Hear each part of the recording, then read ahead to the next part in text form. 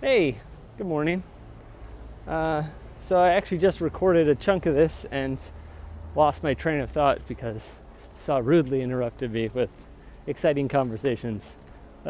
She goes, "Oh, you should put on airplane mode when you're filming these videos." I was like, "No, I want to talk about exciting production stuff." I could always re-record the video. Also, theoretically, I'll maybe have come up with more ideas to say. Who knows? But the thing I was focused on today is visual effects and motion capture. And one of the things that I was thinking about a lot, because ROKOKO sent me an email this morning, just kind of checking in, seeing what I was up to. They have a new, I don't remember, social media person. No, forget what her title was, but anyway, new person on the staff, introducing me and checking in with where I'm at, because I was posting a ton of motion capture stuff, and now I'm kind of ramped off for a little while. And part of that thing is that I was doing a lot of motion capture, partially because I was like, oh, this is a great replacement for having to worry about scheduling actors and figuring out who wants to do what role and all that kind of stuff. I was like, I can just do a bunch of CG characters. And I took an already semi-isolating experience on YouTube and amped it up. So I did burn myself out a little bit on motion capture for a second.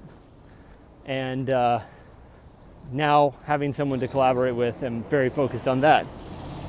And we're definitely going to start doing more motion capture.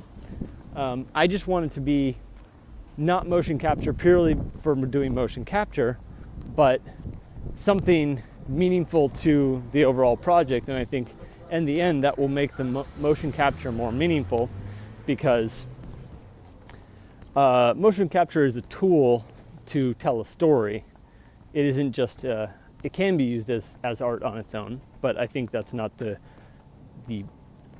way that I'm interested in it, really. It's fun to do little experiments and stuff, but in the end you want to make movies with it, right? Maybe music videos, but similar thoughts. But it got me thinking about also the headspace I was in before. And I was already kind of thinking about this from doing the visual effects on Devil May Care. There's definitely a mindset in the visual effects on Devil May Care at the moment, the episode 2 that should be going up soon. A mindset that I was established in me just being the visual effects guy. Which, by the way, is not something I ever was wanting to be specifically. I just like building worlds and directing and collaborating with people on set, and like making something that's fantastical and kind of surreal and isn't easy to see from anyone.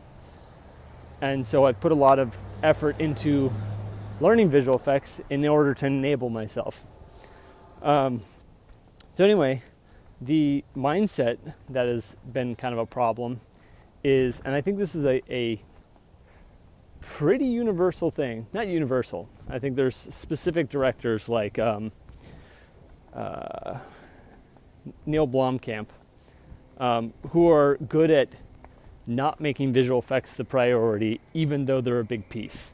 I think that's a really hard thing to do as far as your mental state, because you're putting lots of time, lots of money, and lots of resources into a specific thing that's the most unique thing about that frame usually, at least as far as sci-fi goes. You know, obviously a lot of films do CG for like pieces of tables being blown off, or blood, or impacts of things, or changing a sign in the background, or removing cables, all those kinds of things that is purely just to emphasize the story. And that's all easy and great to make invisible, because the point's to be invisible. But with something like a giant robot running through the frame, having the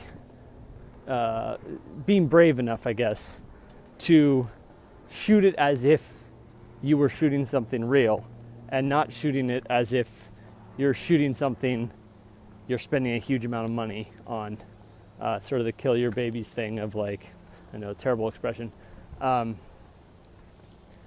your darlings. I don't know, there's a bunch of versions, but you know, that famous thing of Jaws, where they made this giant robotic shark and they have this whole shot where the shark leaps up onto the boat, and it, because you get time to sit and focus and look at this shark, it looks shitty and robotic and looks like it's animatronic. And they spent all this money and time on this shot, and the editor cut it out. And Spielberg was like, you can't take that shot out, you know? And then eventually he realized that it completely removed any believability of the shark, and his film was better for not having that shot, even though it was the most expensive shot, or a very expensive shot, and they had spent hours and hours setting it up and trying to make it work and all that kind of stuff. And I think that's a good analogy for visual effects. One of the funny things with motion capture, and this was a weird epiphany in ROKOKO's early state of being very poor at, when I first got it, the foot tracking, or the foot impacts would slide all over the place. The funny thing is, just a side note, some of my stuff after they fixed that in the software, the feet were still sliding around. If you watch my videos, you probably have some idea what I'm getting at, but the problem was that I didn't realize that the feet were not, I was using rotations to imitate feet, but the legs were not the same length. So if you have a leg that's, you know, supposed to impact the ground here, but it extends out another couple inches, then that couple inches now is going past the ground. So as far as the motion capture is concerned. So then you end up with this thing where even though the foot was tracked impacting the ground properly, the way you rigged it is shooting past the tracking point, and so now the feet go overshoot basically. So I was having some trouble with that, but I figured it out. But the funny thing is, I spent all this time trying to figure out ways to hide that the feet were not tracked properly, or not making contact properly and sticking properly. And then once they had the tool in and I figured out what I was doing wrong and all that kind of stuff, I suddenly realized I'm so focused on the feet, I'm putting the feet in the shots. But look at any beautiful cinematography, and 90% of the shots won't even show the feet. And they're like, in fact, it's a big deal when directors focus on the feet. Not big deal, but you know what I mean. Tarantino, like, you know, he makes a thing out of looking at feet for whatever reason. And that is something that people now attach to him, of like, oh, he's got a foot fetish, you know. And as far as people walking, it's also like a very specific type of shot. If you are showing a wide enough shot where you're showing someone's feet impact the ground, or you're following close up on their feet, that's usually an accent shot or an establishing shot or some small piece of a project. It's not the whole body. And further with that, I think the interesting thing is that because people get so excited about visual effects, they stop referencing reality. So like if you, I think Saw just sent me, or I sent her, I can't remember how that worked. I think she sent me a clip from the new Will Smith movie where he fights himself. And the crazy thing about this clip is cool action scene, very exciting. But it's so clear when they switch between a real character and a digital double. Suddenly the weight feels weird and the movement feels strange, and the camera moves start getting a little wonky. Not wonky, they start looking like robot arm camera moves, which is not a reference. I don't think that's specifically what they're referencing, but I don't think that's a great reference for people to use anyway, because the robot arm is cool because it takes something that is real and makes it look surreal. So taking something that's surreal and using reference that make something real look not real, you're creating more problems for yourself, you know. But anyway, this fight scene just felt like I was watching the people turn into Gumby and then back into humans and then back into Gumby and whatever, and they wanted to get that one shot and whatever. The funny thing is if you looked at someone that did a fight similar to that, if you look at like Ong Bak or something like that, I'm sure you can reference a ton of different visual effects, not visual effects, fight movies out there that do some incredible stunts. Hold on, I'm trying to fix the camera from being so backlit. Not that you're watching this, I'm sure you're just listening. But if you look at those things, yes, they do focus on the moment of action, but they still edit, they still cut when it's important to cut. The camera moves are nothing crazy. In fact, the camera moves are very grounded and realistic feeling. And I think that's something that people forget with that stuff, is they're like, it's not, the point is never the visual effects. Unless it's like you're doing the lighted up music video where there's a motion capture character dancing around.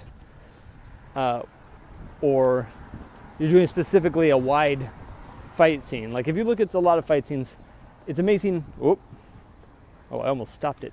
It's amazing how many fight scenes end up being pretty tight when they're doing arm stuff, right? And they go a little bit wider to show kicks and stuff. But it's amazing how often they don't actually show the impact of the feet on the ground. It's still, well, battery died. But the grand scheme of this entire thing is my priority has kind of changed with visual effects. I was doing a lot of visual effects for the sake of doing visual effects, motion capture for the sake of doing motion capture and such. And a lot of the narratives that I was putting together were, how can I make this cool moment that I have in my head of visual effects happen? And I don't think that's really what I started doing visual effects because I wanted to remove limitations on my filmmaking, not because I want visual effects to be the point. So I'm going to try to start making it so that the motion capture or visual effects or whatever is more of an emphasis of the thing that we're already creating. And right now, Saw and I are shooting a lot of stuff. We are doing some visual effects that hasn't been in that mindset, but I think that needs to change. And also, we've done some stuff without visual effects and had an amazing time because it was just us out shooting and having being social, not having to bunker down on a computer for a long time. And I'm bunkering down on a computer for a project right now. And